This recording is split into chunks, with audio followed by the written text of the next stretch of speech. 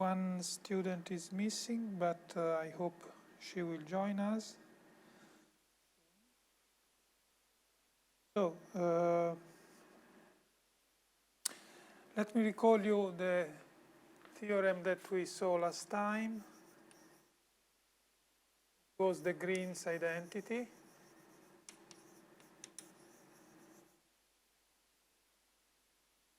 So we have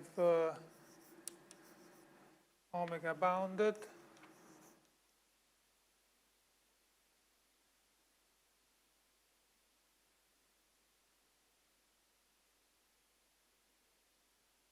We have two functions.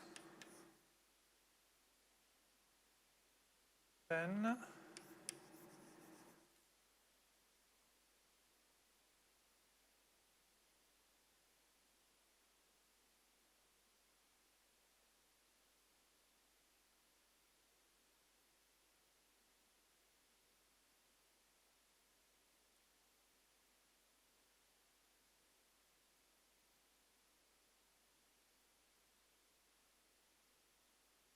this is a theorem that we saw last time and is a consequence of the Gauss-Green formula.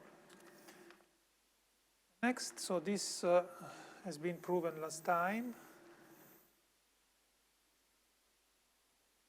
Next theorem is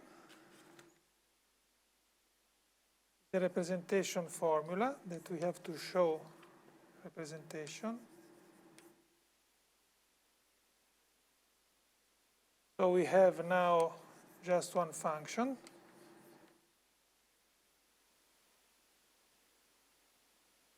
Then u of x is equal to minus u of x Laplacian of u y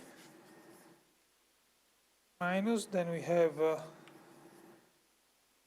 two terms here, and then the sign, you have to be careful, but let me just write it and then maybe I check the sign.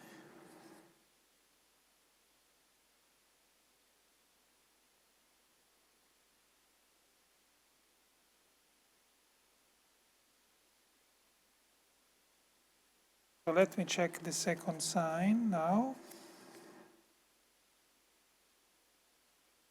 Yes, it seems to be correct. Okay, so this is a representation formula that we would like to prove today.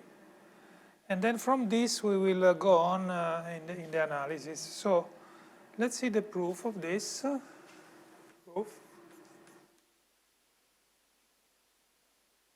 So the idea is to apply Theorem 1.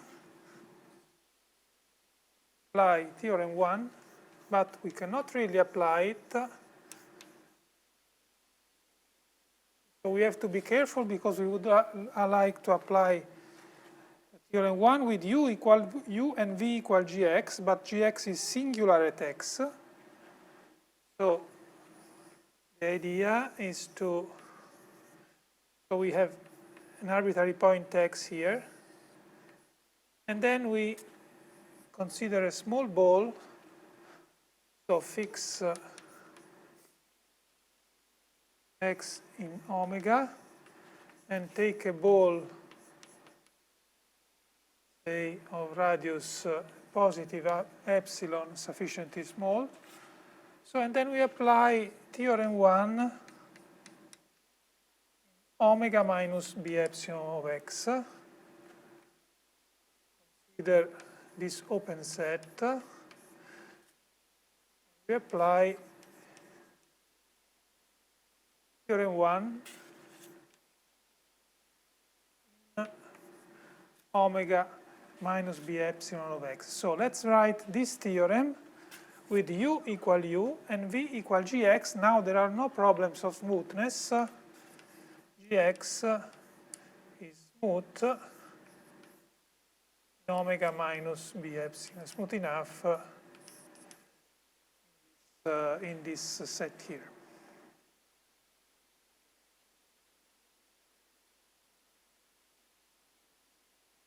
Okay. So from this formula,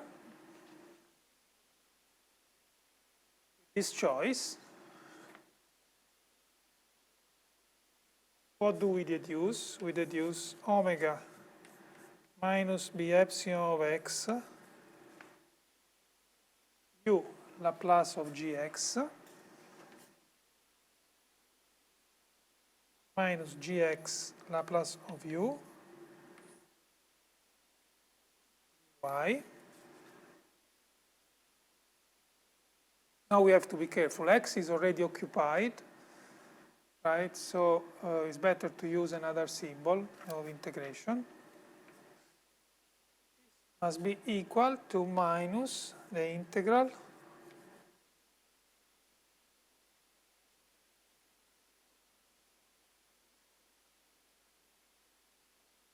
of u dx over d nu omega minus gx over d nu omega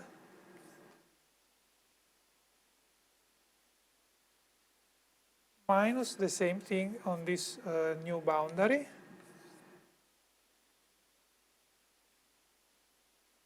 So let me call nu epsilon for simplicity the outward normal to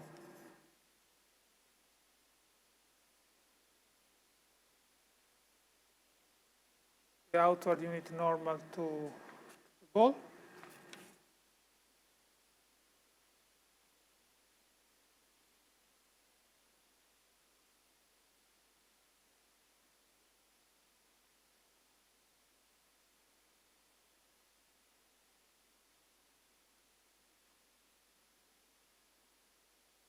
Okay. So now we have this formula, and the idea is to look at this formula to try to pass to the limit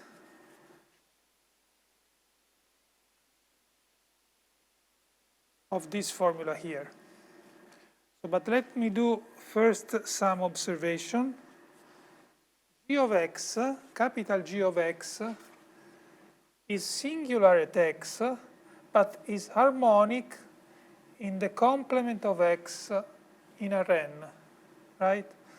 So surely capital G of x, if I remove a ball, capital G of x is harmonic in what remains, in particular is harmonic in omega minus b epsilon. So for sure, G of x is perfectly smooth in that set and is surely harmonic. So this means that we have already a simplification because this term here is not present. So actually this must be equal to integral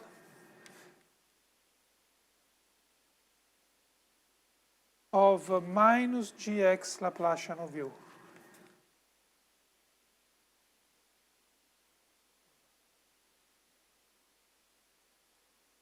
Now, another remark, so now we can concentrate just on this part of the formula.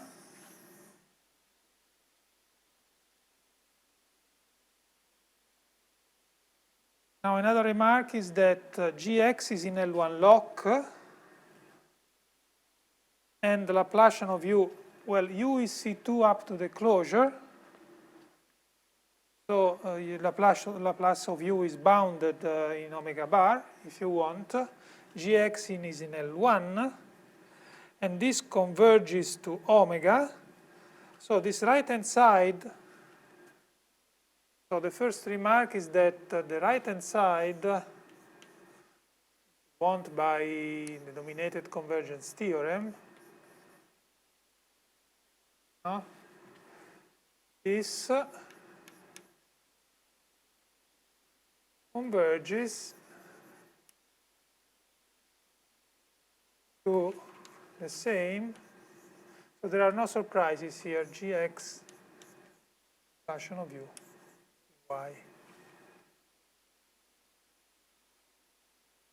So this quantity here converges to minus this. So we have to keep in mind this. Now we have to pass to the limit in this part of the formula. Professor, Yes? Sorry, what is the dominant function? What is? Above limit, dominant function, dominant. That in dominant convergence theorem, we have some dominant function, L1 function. What is L1 function? Yeah. Here, why can I pass to the limit? This is the question? No, we use dominant convergence theorem. Yes. Then there must be exist some dominant function. Dominant function means it's L1 function and it's bigger than. Yes, sure. You can write this.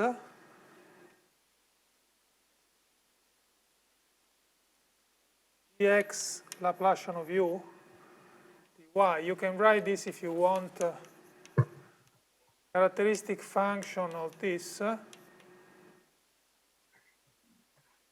g of y, gx of y Laplacian of u dy.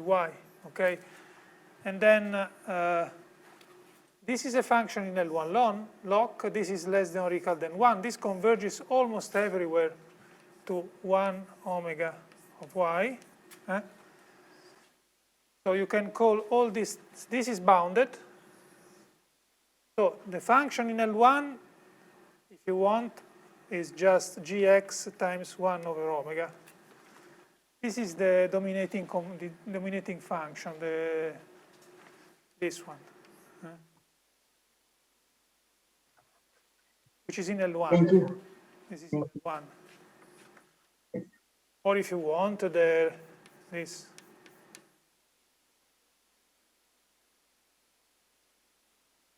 So all these epsilon-dependent functions are dominated by just one function, which is this, and converges pointwise. No? So it's an easy application of the dominated convergence. So this is the dominating function.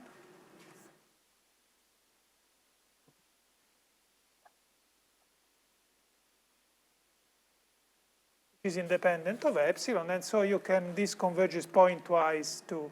Since this converges pointwise to this characteristic function, the product converges pointwise to this times this times this, we can pass to the limit using this dominating convergence function, converging dominating function, and so this converges to this quantity. Is this clear? Yes, it's clear. Okay. Thank you. So now, dominated convergence theorem.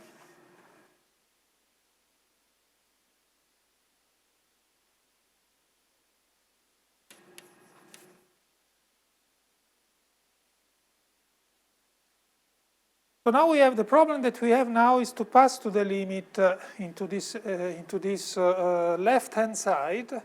But notice that this is independent of epsilon. So our problem actually is to pass to the limit just only in these two quantities. So let me consider separately these two addenda. So one, let me write it here.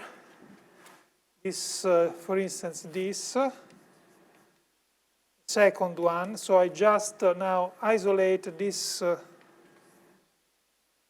dx du over d nu epsilon dh n minus y n minus 1 of y. So now I do the computation, say, for n. Okay, so first of all, this is less than or equal, then. Okay, u is C2, so the normal derivative is surely bounded here by some constant.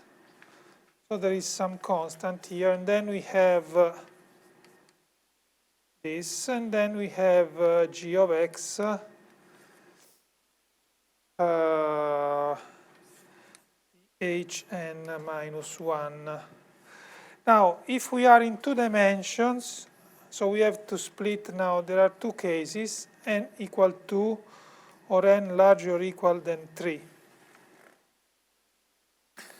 Now, if n is equal to 2, this goes like epsilon, because, so, order of magnitude, because is a length, the length of this circle is 2 pi epsilon, so the order of epsilon. And then g of x is at most the logarithm, is the log of epsilon, say, log of epsilon. And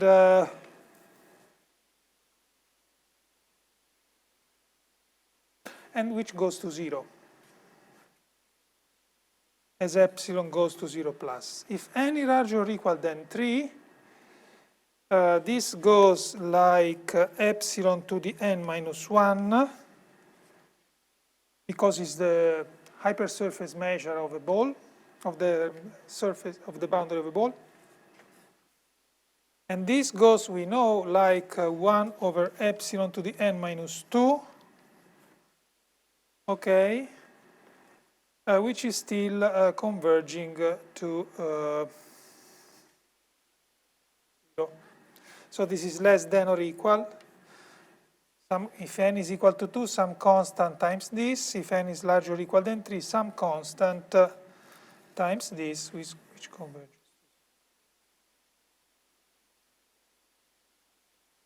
So apparently what remains to be treated is this is going to 0, is not singular at all. I mean, gx is singular, but we are on the boundary of a ball, and this is not singular enough.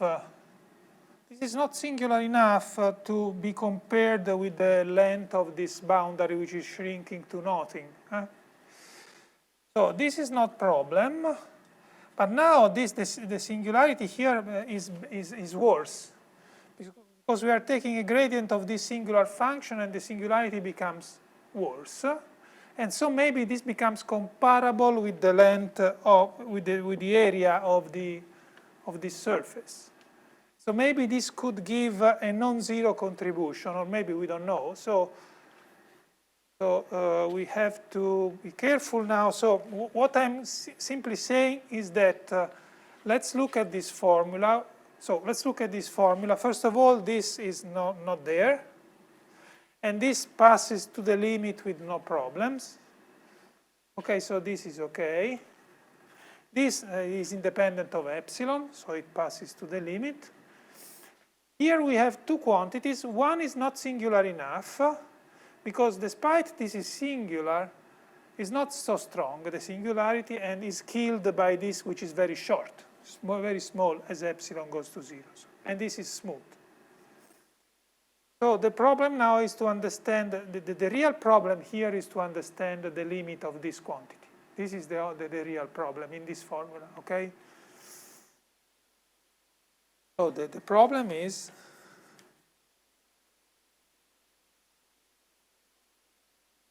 to compute, is to see the behavior.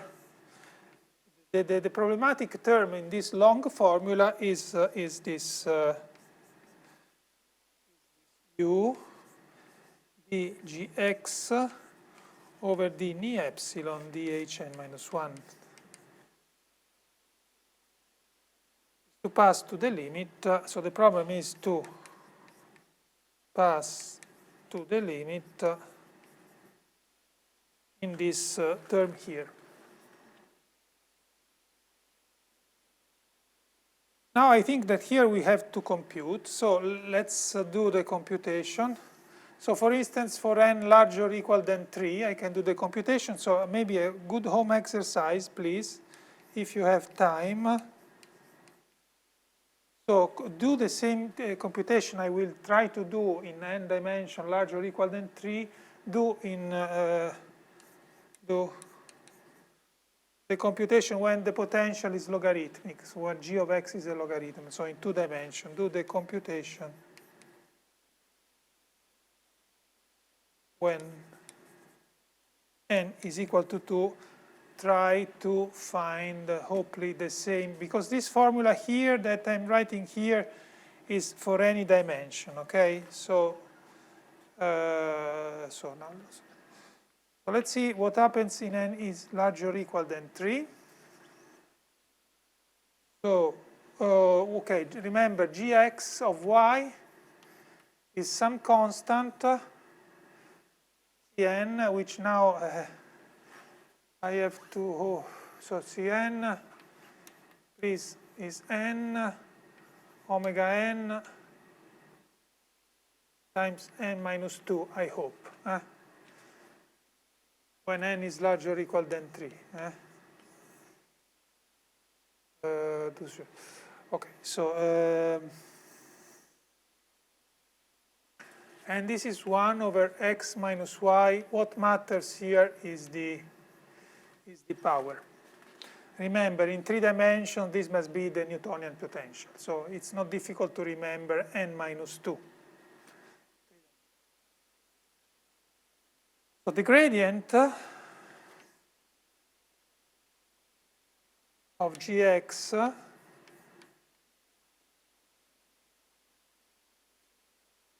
the gradient is what? Is Cn, then we have 2 minus n, and then we have y minus x divided by y minus x and minus, so we have, let me write, so this is 1 divided by x, y minus x to the n minus 3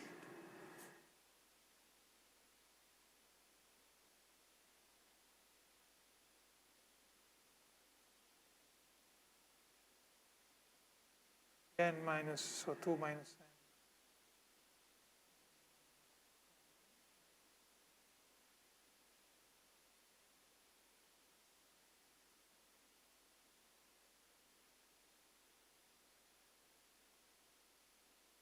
No?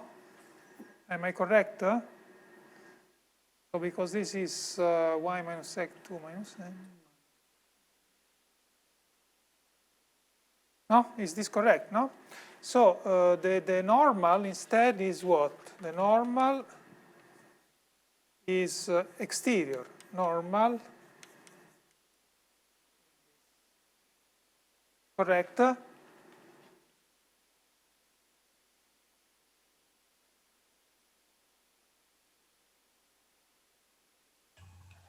Yes, just orthogonal to tangent.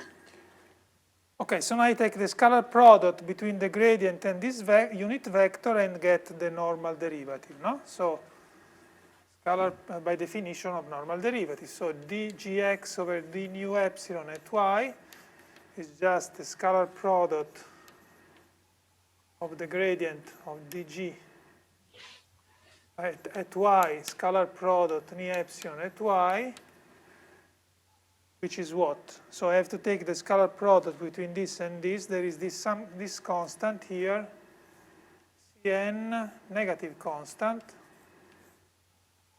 minus n. Then I have 1 over y minus x to the n minus 1. And then this with itself, which is 1. So the scalar product of this scalar product with this is 1.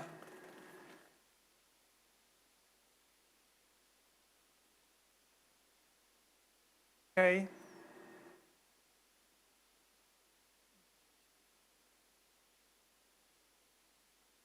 Okay, so what do I get?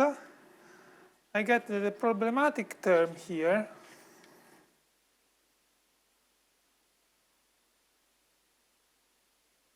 What is it? Is the integral over the boundary of v epsilon of x, u of y. Then I have this quantity which is radial. No, there is this constant, sorry, there is Cn 2 minus n. Then there is that object which is radial. When y is on the boundary, that quantity is 1 over epsilon to the n minus 1. No?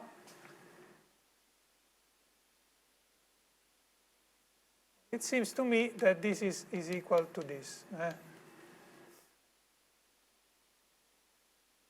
Correct? And you see the interesting fact, as I was saying, so let's look at this power. This power is higher. higher than n minus 2, which means that the singularity somehow is stronger. And so now the power n minus 1 here, the exponent, is comparable to the dimension of the manifold on which we are integrating. They are the same, because this manifold here goes like epsilon to the n minus 1, and on the other hand, the denominator is exactly epsilon to the n minus 1. So they are the same power. So the problematic term actually should go to a constant, in some sense, not to 0. This is what this formula is saying. So now, let's go to this. So this is equal to Cn 2 minus n. Then I multiply and divide by sigma n minus 1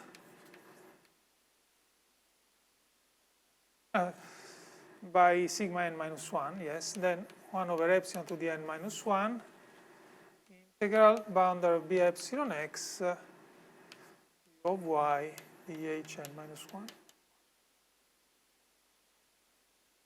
So this is just copied. This just multiply and divide.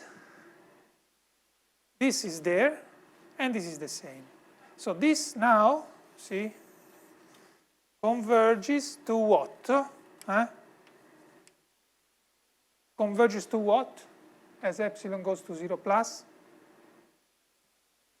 Value of u at x. Exactly. Converges to u of x, because u is smooth. And that is the mean value on a small ball. But we have to calculate. Maybe there is some coefficient. It's just so let me see.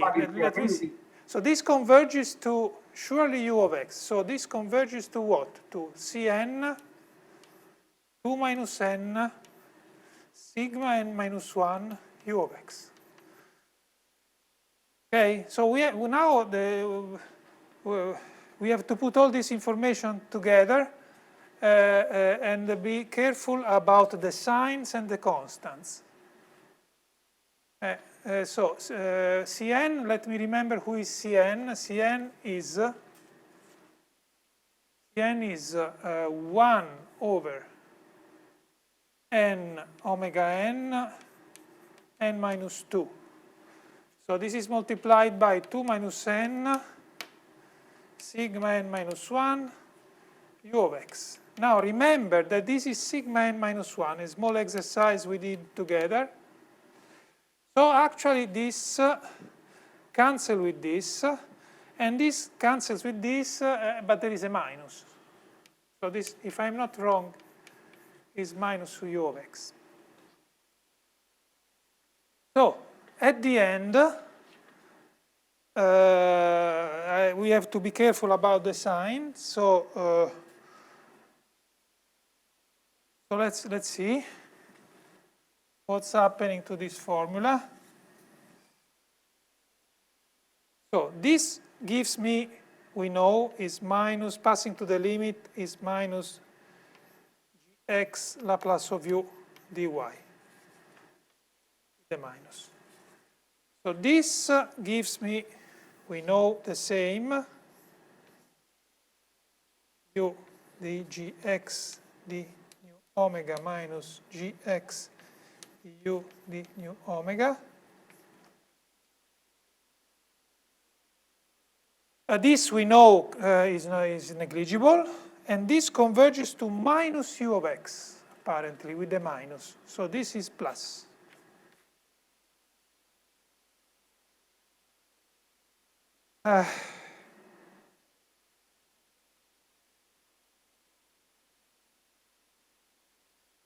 So this sign here, so u of x is minus, and there is a minus. Unfortunately, there is a minus here that is not. No, because this is wrong. UGX. Why I put a minus here? There is no minus, no? Why? No, I mean formula 1 here is a plus. So u gx minus gx u. Okay, so this is a plus, sorry. And this is also a plus, right? Okay, so this is a plus. This is minus u of x. And still there is a problem of the signs. So now, correct sign. I have a problem with the sign. Where is the problem with the sign? Maybe orientation on This small. This is plus and plus, no? Because this is a plus. So integrate of the boundary plus and plus. So this is, I hope, is no problem. Plus and plus. Now this is 0. So what remains is minus. So this minus seems to be correct.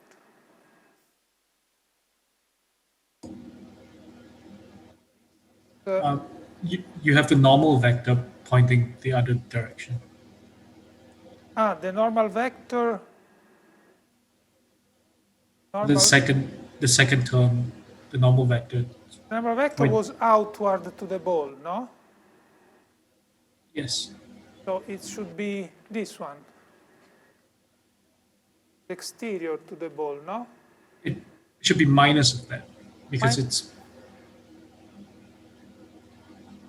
Why you say this? No, because this is y. X. The outward normal should be that one, not minus that one. No? So u of x, and now I have a sign which, so this sign seems to be consistent with that, but this is not consistent with that. Which, by the way, will be not very important because at the end our u will be harmonic. But what's happened to this sign? So let me see where, if I am able to find the mistake.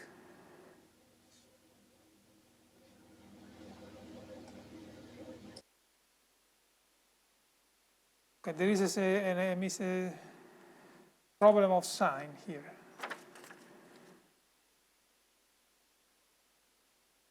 I'm not finding it now. So this apparently. So if you have the outward. This should be normal, a plus. This should be a plus. If it is plus. The outward normal vector to the region omega minus the ball of epsilon. Yes. You are perfectly right. Thank you. Sorry. Thanks a lot. The outward normal vector to the complement is this one. Thanks. So this is a minus. And then this scalar product change sign. Right? So when we do this, this is actually is minus this. So this is a plus. Thank you. So this becomes u of x with the plus, and u of x with the plus is equal minus and minus. Thanks for the correction. Just orientation of the normal. Okay. Fine. So this concludes the proof of theorem 2. Which is the starting point of our analysis. So this was an exercise, home exercise of, I gave you, it's clearly difficult, but maybe you tried.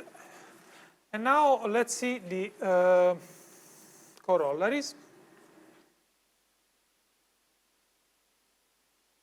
Corollaries are the following. Corollary 1, if U is harmonic,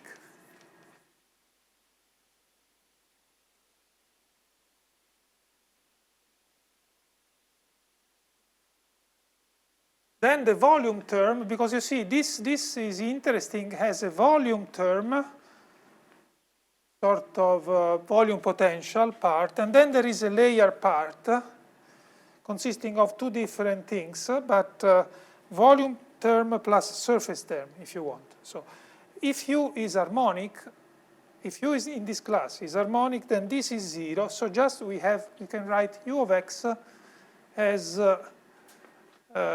something depending on U of x, on U itself, but just on the boundary, no?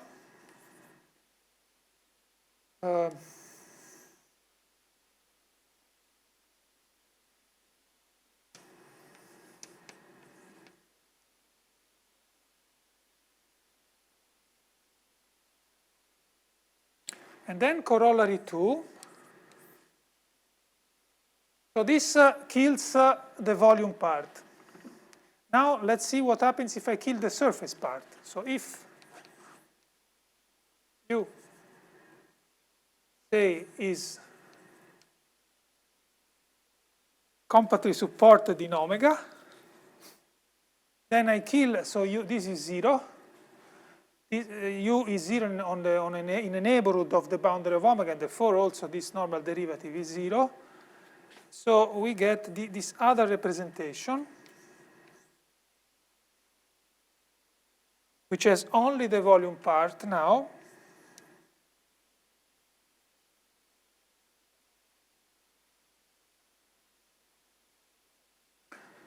Okay.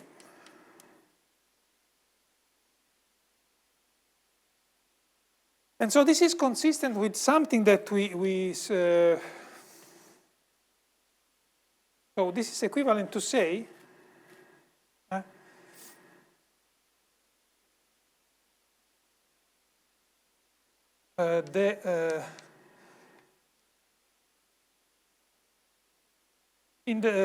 if you remember our discussion on the interpretation of this singular potential, minus the Laplacian of g of x is equal to the Dirac delta at x in the sense of distribution.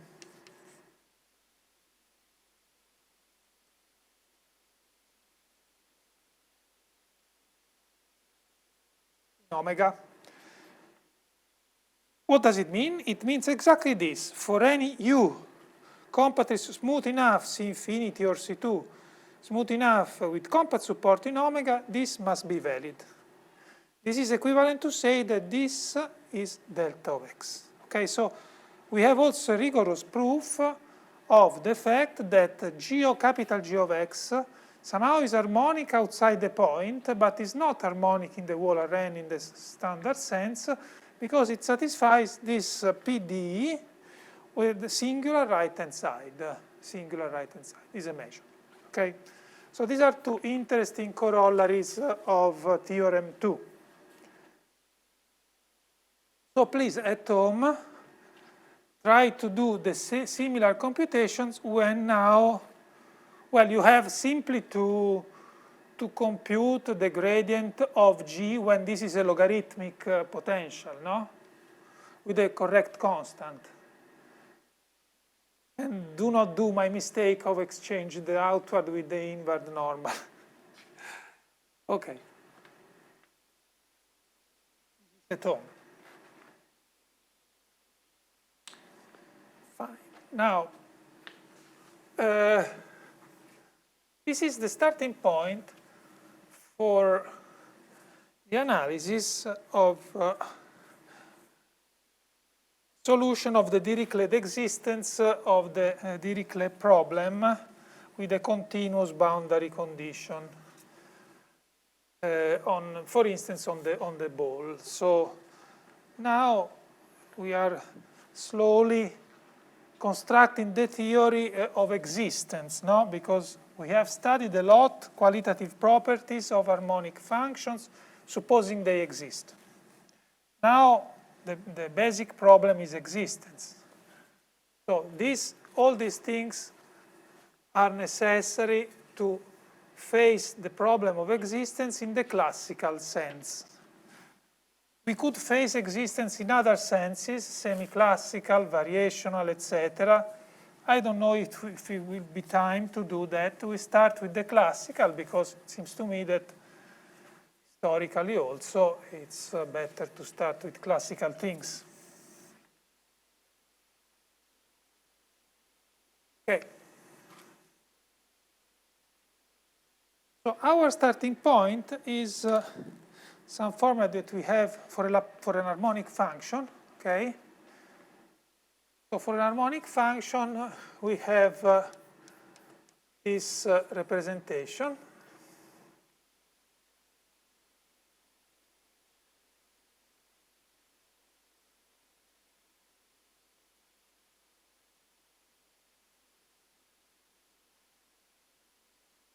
And we want, in some sense, to work on this formula. In particular, we don't like the presence of, so you see, u is here and here, right? Okay.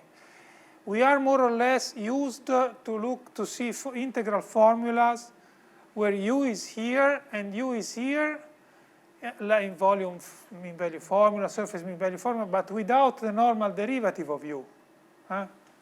So u here is C2 and harmonic. So we would like to have something on the right-hand side which depends on u, okay? But in some sense, we don't like the dependence on the gradient of u with respect to the normal vector field. So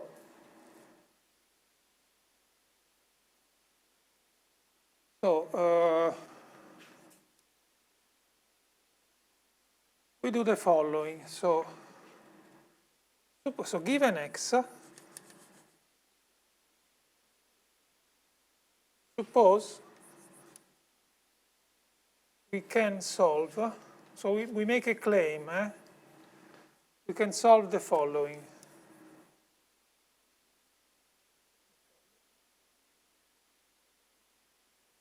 So here is omega, here is x somewhere.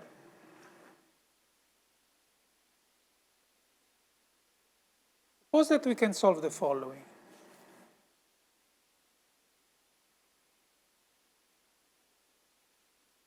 We suppose that we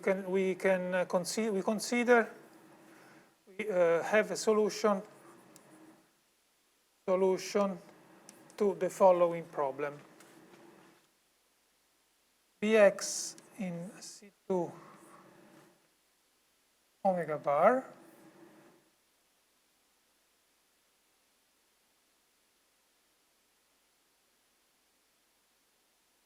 and Vx equal Gx. So suppose that we have, nobody ensures that we can solve this problem here, this, say, auxiliary problem at the point x. So nobody ensures that we can do that. But suppose we can do, suppose. Which is the advantage? So let's look. So we look for an harmonic function in omega, smooth up, very smooth up to the boundary,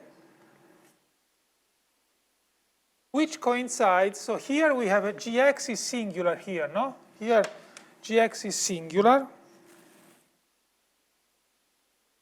No, very singular. But is smooth here because Gx is singular only here and it leaves a trace, a very smooth trace here, okay? So Gx is perfectly smooth on the boundary, and suppose that I am able to find an harmonic function having trace, exactly the trace of Gx on this boundary.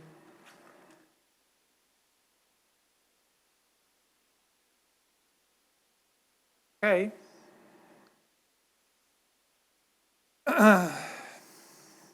Now, if we have a solution of the problem, then if we have a solution of the problem, then remember, our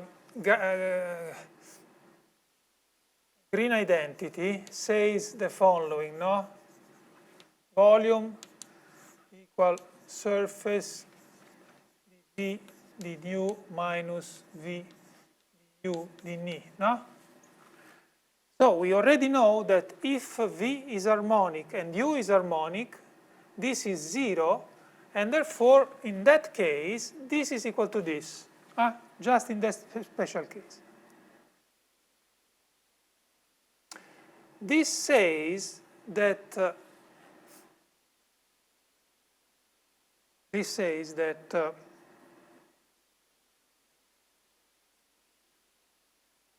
what happens to this quantity here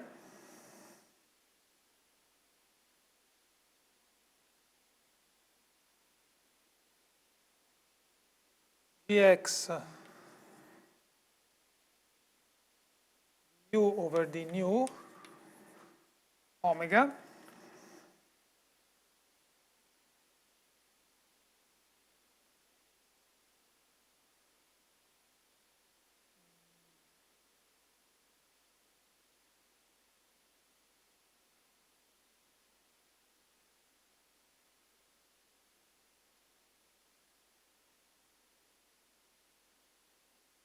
Okay, so let's see what happens here.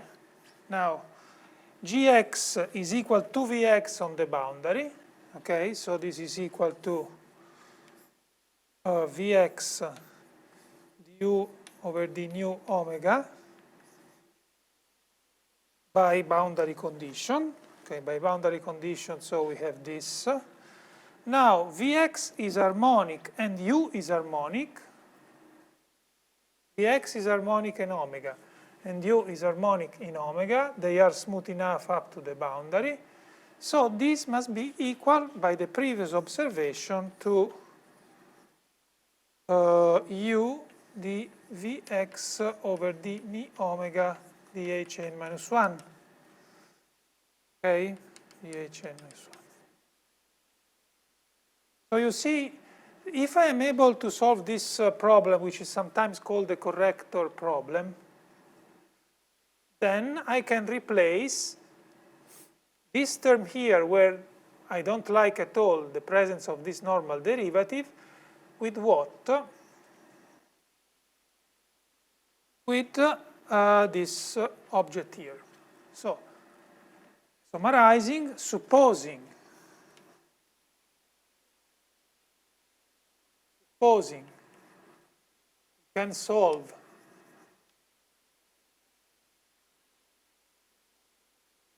the problem, auxiliary problem at the point x, at any point x, then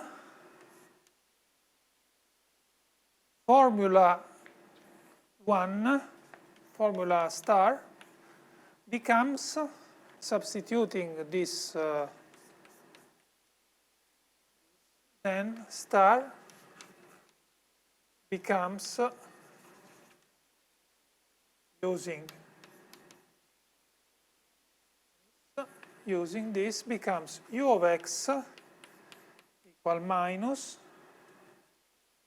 integral on the boundary of omega u dgx over d nu minus u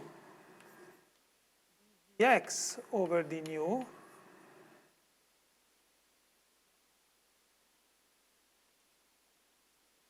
which is nothing but minus u d over d nu omega gx minus vx.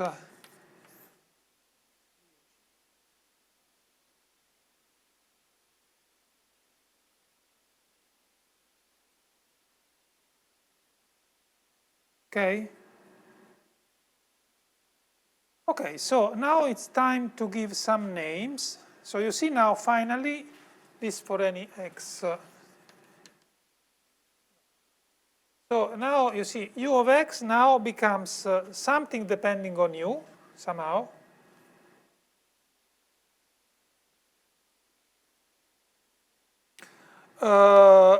On the surface, multiplied by some kernel, which is now, fortunately, seems to be independent of u, because g of x is given, and this quantity, this Vx, depends on, once omega is given, depends on Gx. So there is not, it's a clever way to somehow remove the dependence of u on u in this part.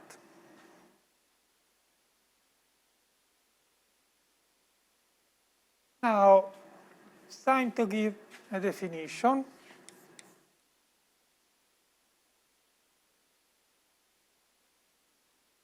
Let me call this function here x of y minus Vx of y, the Green's function for omega. So where? So x in omega and y where?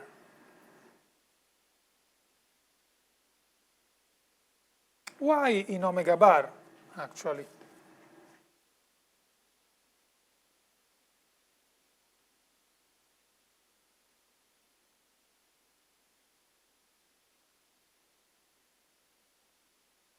So this is a definition, just a symbol. It's called the Green's function.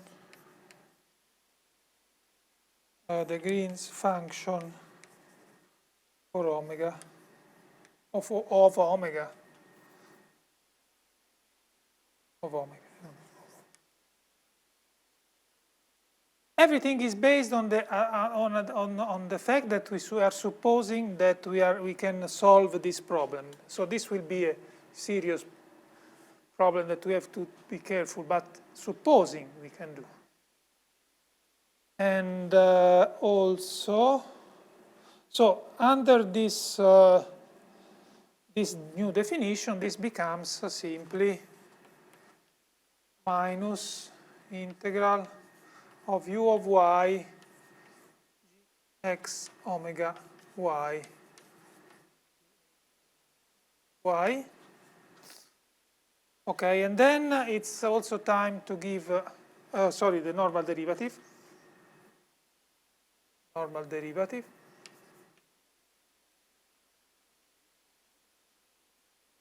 And then we can give a name also to this minus normal derivative, which is called the Poisson kernel.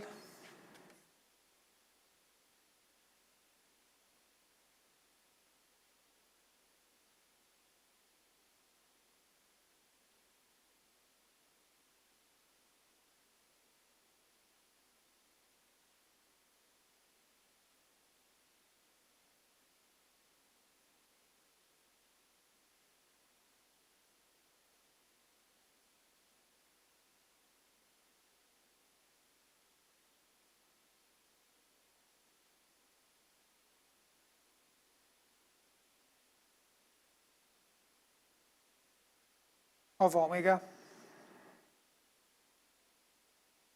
And so at the end, just a change of names, we have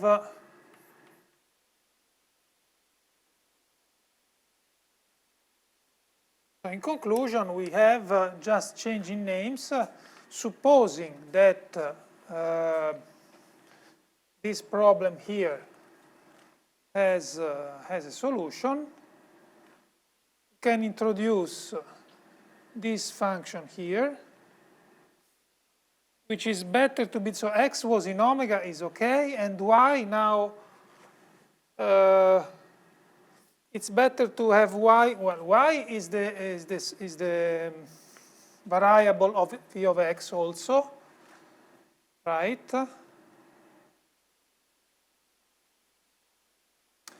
No, but the y must be different from x also. Okay.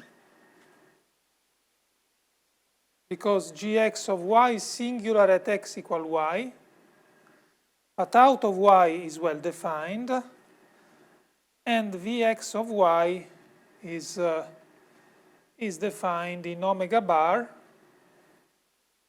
because it is defined surely in omega, but also is defined in omega bar. And I need that also the boundary of omega, I need that it's important that y is on the boundary also, that the boundary here is included, because then I have to keep the derivative at the point on the boundary. So this is, okay, the definitions. We could also define, well, no, I mean, it seems to me is okay. Here there is no problem on writing y different from x, because x is inside and y is on the boundary, so they do not coincide, they never coincide. Okay.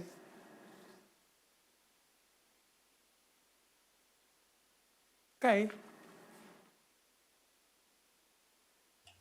Okay, it's clear for us. Okay, fine, it's clear. Now, which is the problem? So the problem is that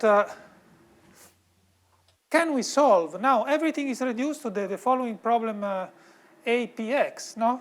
Can we really solve this problem? Or if you want, for which omega? Because now this is a clear problem, is a problem that clearly depends on omega, no? So are there omegas for which we can solve? If there are, then we find the solution, maybe explicit, who knows, and then finally we can express, so which is the idea now. So let me just try to summarize, maybe. Okay, look for special omegas, bounded, smooth, etc. But bounded, well, there are also unbounded omegas for which this could be done, but here we will confine to bounded open sets. So special omega for which this problem here can be solved.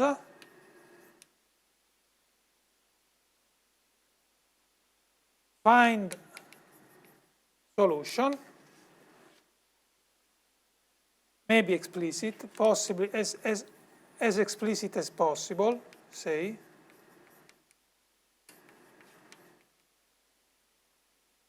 Next we can find K.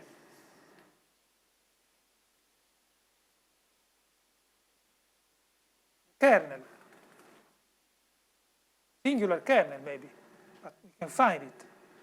And then the idea is that, well, you see, we want to solve what? We want to solve, remember, what we want to solve.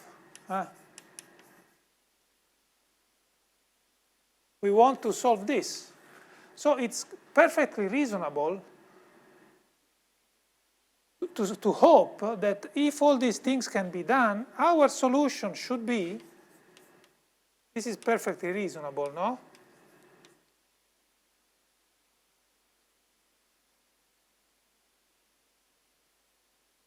No? Because here it's true that U is here, but we are on the boundary, and we are assigning U on the boundary. G is given. Okay, so this is a problematic point. The meaning in which we mean this, but roughly, the idea is if we are able to solve APX, then it's perfectly reasonable that our solution harmonic inside, and with the trace equal to G on the boundary could be possibly this. This is the path that we want to follow. And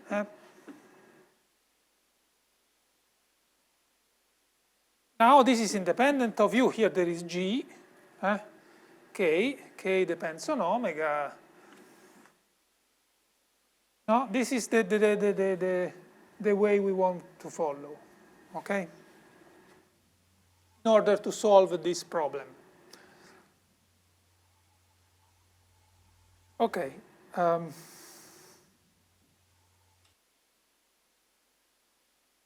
Now, dx, omega. Okay, so this is sort of maybe remark.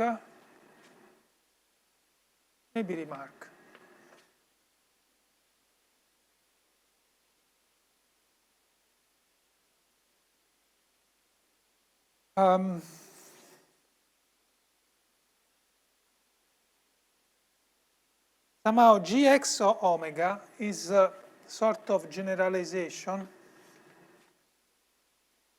Surrogate is the analog, say, analog of gx. This gx was when omega was Rn, remember, defined when omega was Rn, maybe Rn minus 0, minus x.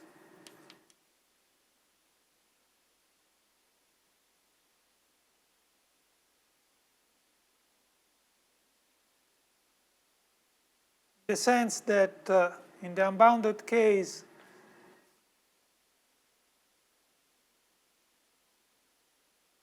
I mean, in the whole space case, Rn, we could take Vx equals 0.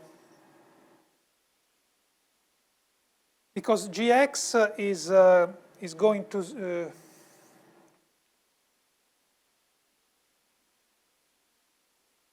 Gx is going to 0 at infinity, no?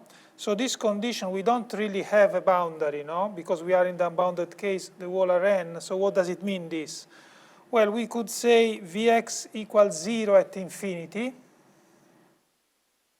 the unbounded case. So Vx equals 0 at infinity means that we can take Vx identically 0. So when Vx is identically 0, we recover the old Gx. So in some sense, is the analog for omega of the fundamental solution that we found at the beginning. Okay. Okay, now it is clear that if we want to work inside the bounded sets, the simplest case, simplest highly non-trivial case, is the case of when omega is the ball of radius r. So now, and this will be useful. So it's not only okay. You may think that omega equal the ball, so is very special, which is true, of course. So now we claim that this problem can be solved at least when omega is the ball. But this is very special from one side, but on the other hand is extremely useful for constructing a general solution for more general omegas. So we have to concentrate now to this auxiliary problem when omega is the ball. Okay, so I claim that for the ball, we can really follow this path. And for the ball, we will be able to find a definite solution and definite expression of this kernel. And for continuous G, at least continuous G on the boundary, this will really be a classical solution of our Dirichlet problem. This is what we will do now.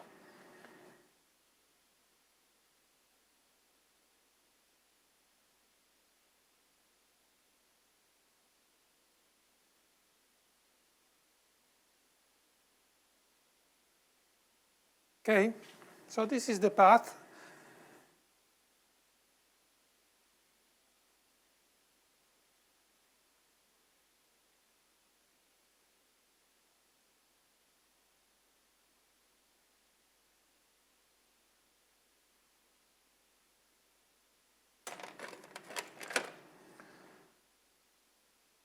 So we start with omega equal the ball.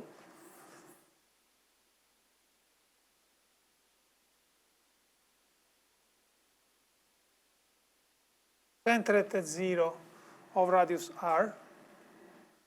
So, and the simplest case is n equal to in 2 dimensions. Now, in 2 dimensions, so we suppose also the simplest case r equal 1. In 2 dimensions, so we have given a continuous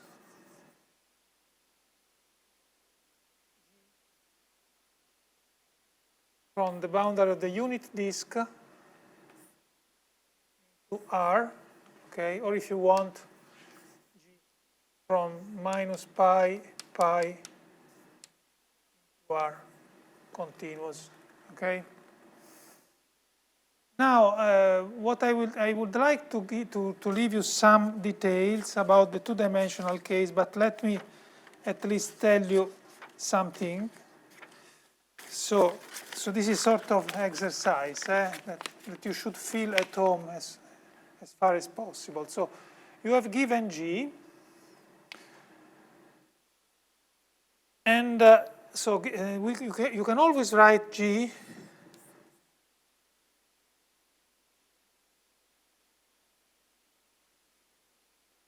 in Fourier series, expanded. This is continuous, so this is okay.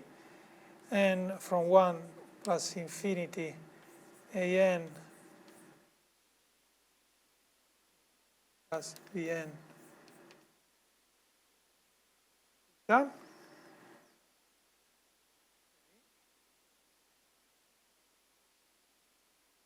Where the coefficients are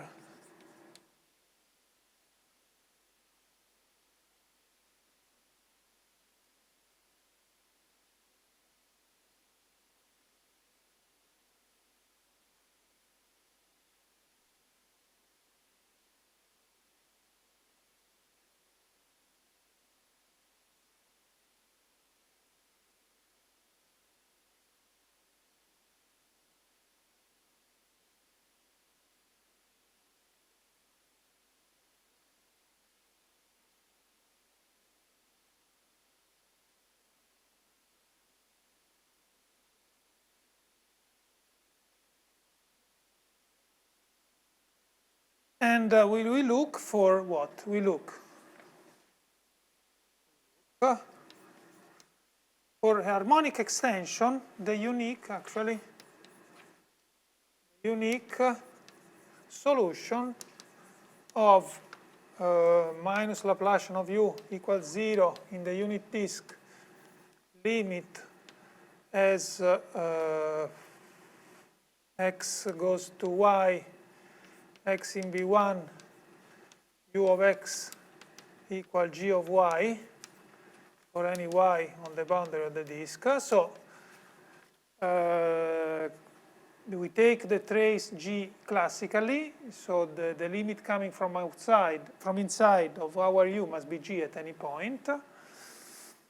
This is the meaning that we give to the boundary condition in the classical approach. Okay, just limit from inside. U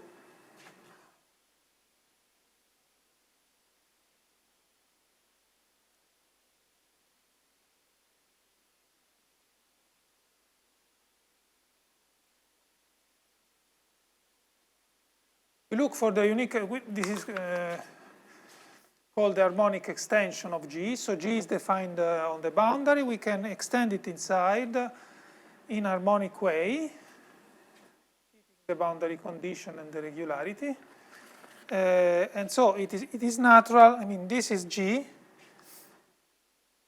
and we know that G, if we call K of theta the partial sums,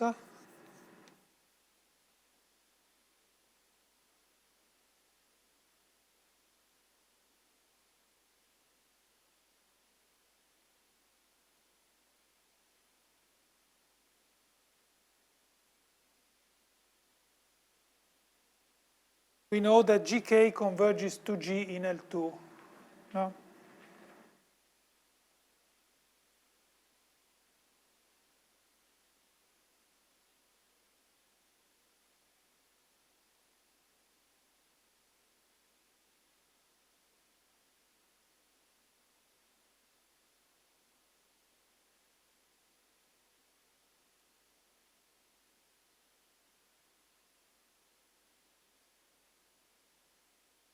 Now, it's natural,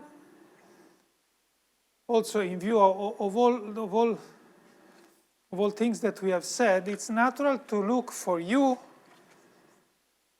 of rho and theta. What would you look? Now, it seems to me rather natural. Also, I think we made some sort of computations, maybe in the first lecture when we were talking about the Hadamard example. No. It's natural to extend this simply putting rho n in front of this. No? So the conjecture is that our harmonic extension should be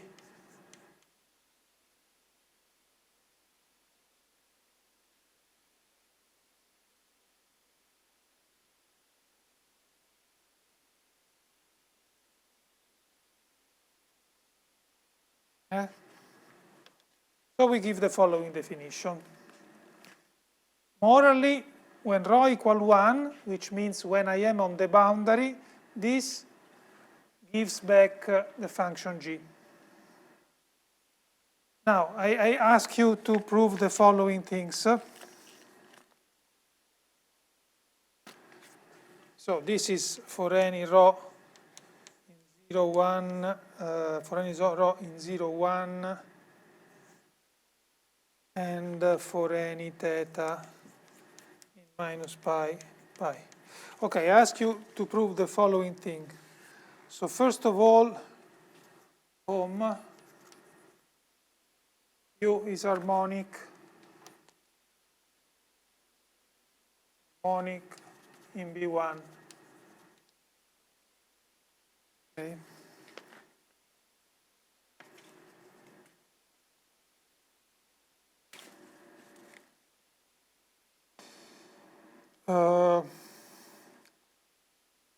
U is harmonic in B1, and U solves this,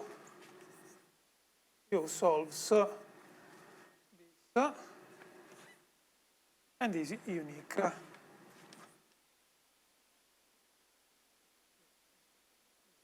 Solution. Well, now some comments. Uniqueness, I think we know, because we did the weak maximum principle, and so uniqueness is somehow for free.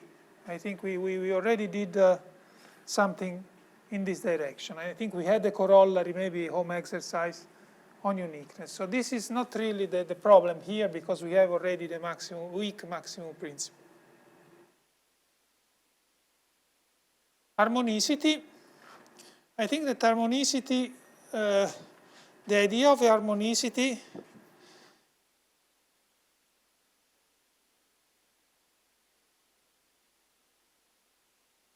so this is, look at what we did about the weak maximum principle, on bounded domains. Okay. Harmonicity now,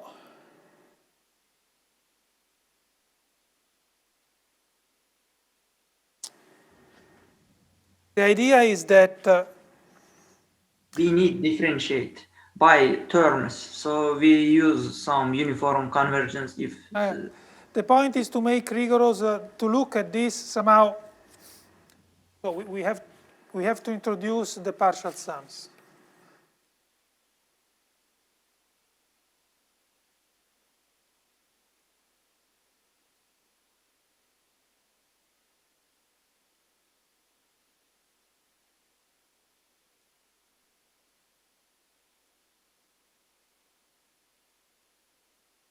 the idea is that UK, sorry, UK, so the indices, was I correct? GK, UK, N and K are switched, okay. Now, the idea is that this should converge uniformly on compact subset of B1. So first of all, we know that these are UK are harmonic, right? This you know. Well, this is a constant. Rho n cosinus of n theta is the real part of Zn, Z to the n. The sinus of n theta imaginary part, etc., etc. So we know that this is sum of harmonic function because real and imaginary part are holomorphic. So finite sum is still harmonic. So this we know that UK is harmonic. And as one of you was saying, we have to show that this somehow we have a uniform convergence, or at least on a compact subset to U. No? Now, maybe the suggestion could be that this convergence is not so strong. The boundary conditions are converging not very strongly. So one idea could be, why don't we pass to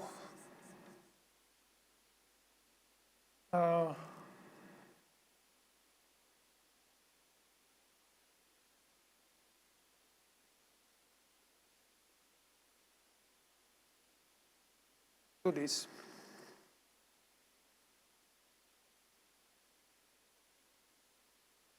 This, there is a theorem in Fourier series that says that this means are converging uniformly. I don't know, this is, I think it's Feyer's theorem.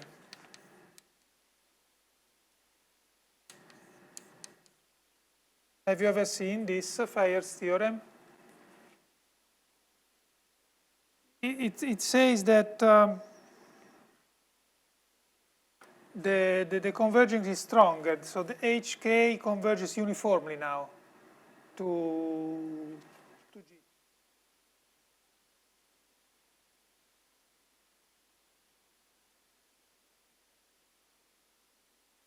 Now that we have uniform convergence,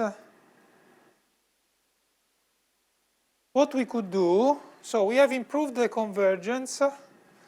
L2 was not enough because remember, we have theorems, as one of you was saying, that as a consequence of the gradient estimate, we had theorems that says that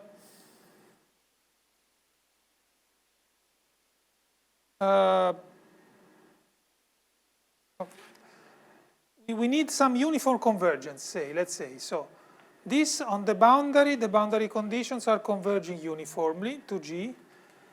We could also, the idea we could also consider Vk the means corresponding. These are also harmonic.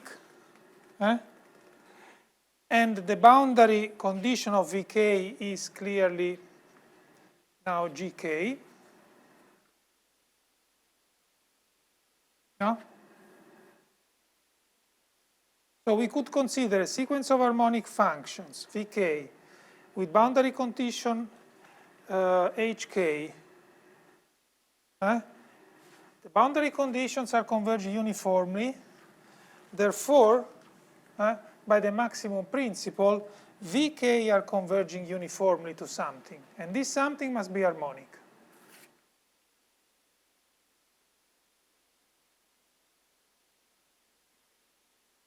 Uniformly on B1 by the maximum principle, no? Because the difference between G and HK controls the difference of Vk minus the limit. So this here we are using the compactness theorems, the weak maximum principle for harmonic functions. Now you have to show that this something actually is equal to U.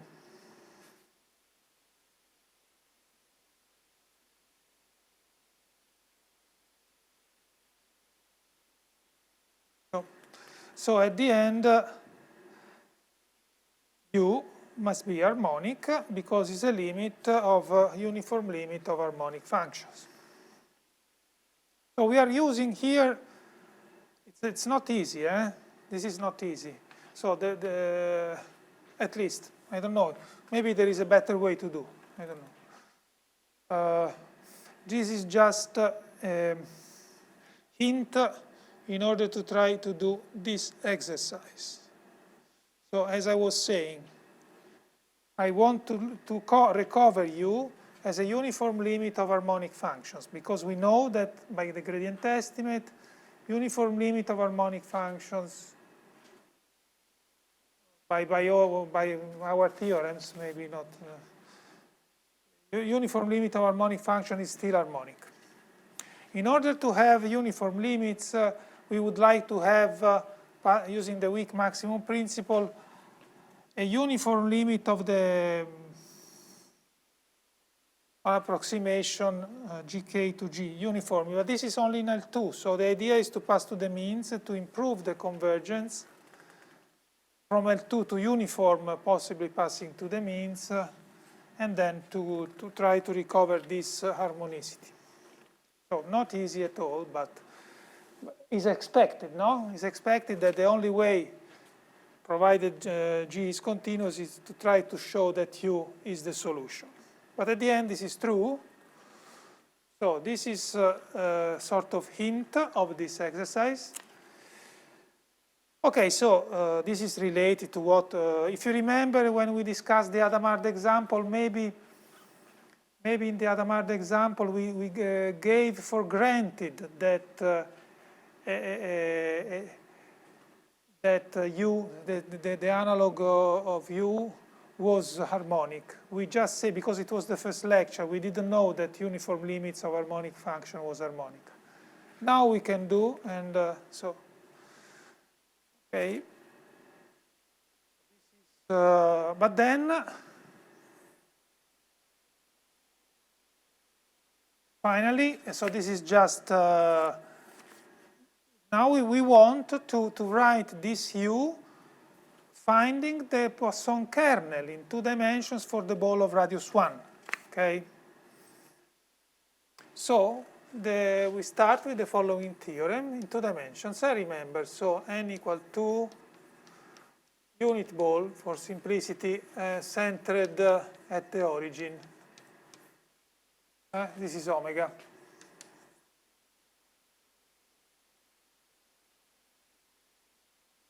So, let G, the boundary of the ball, the disk, be continuous. Then the unique solution of our problem 1, U smooth enough, harmonic inside, taking the boundary condition in the classical sense. So the unique solution of 1 has the following expression. Is given by U of x. Now the constants are always a problem. So y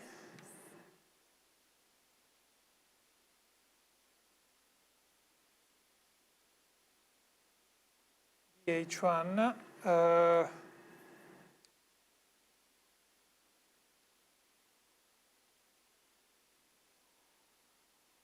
sigma 1. Sigma 1 is 2 pi, probably something like this. Okay, so this is for any x in V1.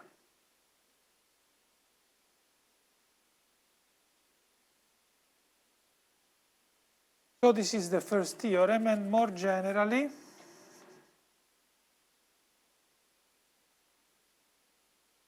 so n is larger or equal than 3. Let G, So as you see, this is in this case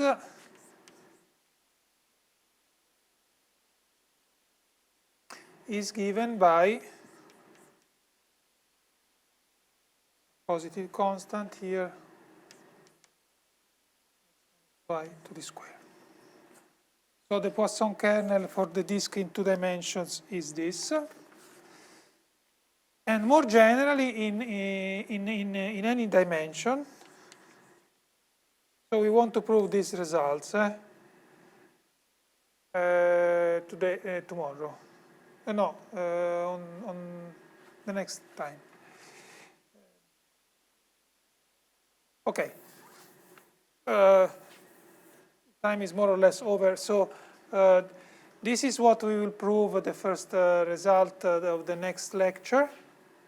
So this means that at least for the unit disk, we are able really to solve the problem, and in particular, we are really able to find the expression of the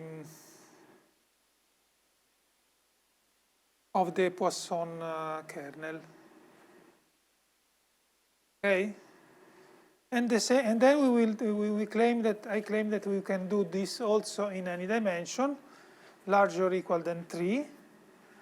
And then this will be the starting point. Once we have done this, will be the starting point for finally do the classical theory of existence for the Dirichlet problem on a bounded sufficiently smooth domain. Okay, I think that I don't have any other comment. Maybe I could leave you an exercise to conclude. Home.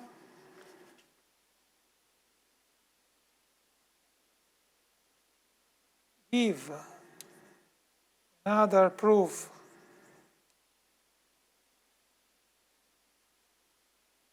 of the surface mean value formula for harmonic functions, starting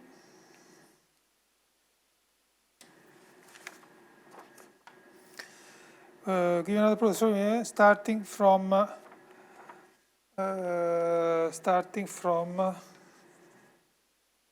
the formula that we already found, minus integral on the boundary of omega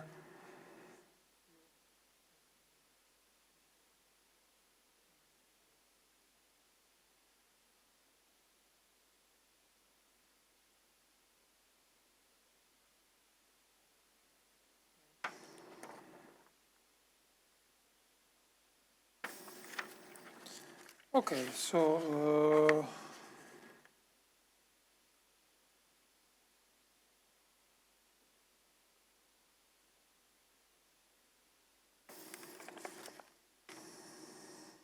okay, that's it.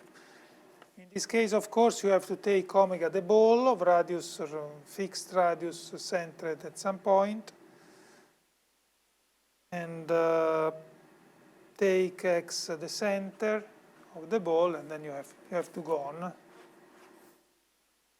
Okay, and so this is all for today, and we will meet on Thursday, next Thursday, I think.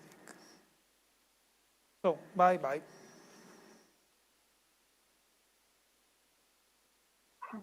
Thank you. Thank you.